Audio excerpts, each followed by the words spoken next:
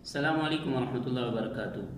آج ہم جانیں گے کہ بہترین انسان کون ہے، کس کا کتنا بلند مقام ہے۔ رسول اللہ صلی اللہ علیہ وسلم نے فرمایا، خیرکم من تعلم القرآن وعلمہ، تم میں سے بہترین وہ ہے جو قرآن سیکھے اور دوسروں کو سکھائے۔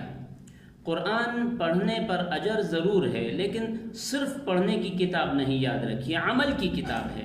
یہ ہدایت ہے، نور ہے، زندگی کا راستہ ہے۔ اس کو سمجھنا، سیکھنا اور دوسروں تک پہنچانا، یہی اصل نیکی ہے، یہی اصل کامیابی ہے۔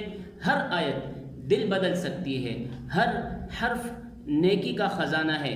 لہٰذا آئیے قرآن سے جڑیے، اسے خود بھی سیکھیے اور دوسروں تک بھی پہنچائیں، کیونکہ وہی ہیں اللہ کے سب سے بہترین بندے جو قرآن سیکھتے اور سکھاتے ہیں۔